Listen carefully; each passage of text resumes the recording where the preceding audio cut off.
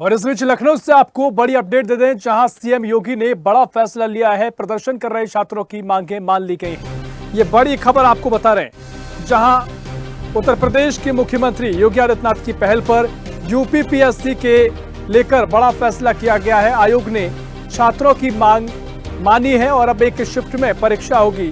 मुख्यमंत्री की पहल पर आयोग ने छात्रों के हित में फैसला लिया है। सीएम ने आयोग को संवाद समन्वय बनाकर फैसला लेने को कहा।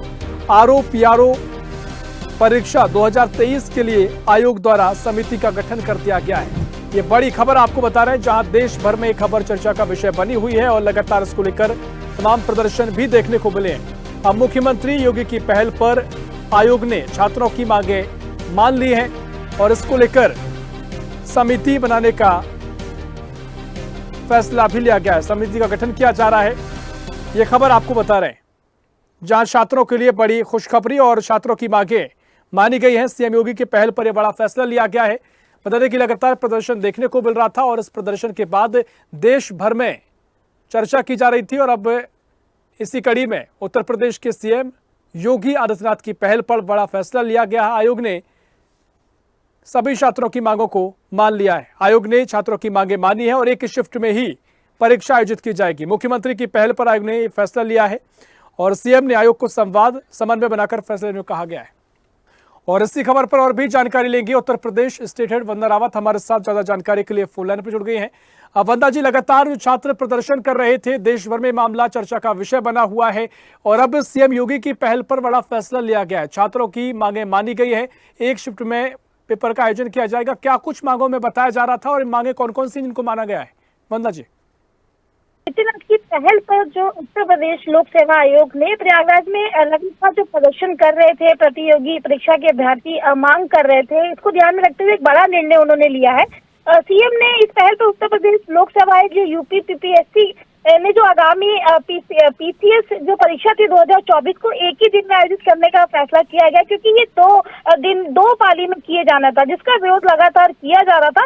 अब ये निर्णय है कि परीक्षा देने वाले जो छात्र को इससे राहत मिलेगी, क्योंकि उनकी मांगे थी कि परीक्षा जो है वो निस्वार्थ हो, पारदर्शिता के साथ हो। तो एक ये बड़ा फैसला है मुख्यमंत्री योगी आदित्यनाथ का, क्योंकि पिछले कुछ दिनों से जो पीसीएस और अन्य जो चयन परीक्षा को लेकर जो छात्रों के बीच तनातनी की जो स्थिति थी, असंतोष की जो स्थिति थी, अब छात्रों की जो मांग थी कि पीसीएस प्रारंभिक परीक्षा को एकाधिक पालियों में कराने की बजाय एक ही दिन में संपन्न कराया जाए। तो अब जो मुख्यमंत्री योगी आदित्यनाथ ने छात्रों की इन मांगों का संज्ञान में लिया है और आयोग को भी निर्देश दिया है कि वे छात्रों के साथ संवाद स्थापित करें, समन्वय बैठाएं और जो आवश्यक निर्णय है उसको ही ले, क्योंकि आयोग ने मुख्यमंत्री के निर्देश पर छात्रों से संवाद किया और उनकी मांगों पर विचार करते हुए अब ये निर्णय लिया है कि जो पीसीएस प्रारंभिक परीक्षा 2024 वो पूर्ण भांति एक ही दिन में आयोजित की जाएगी।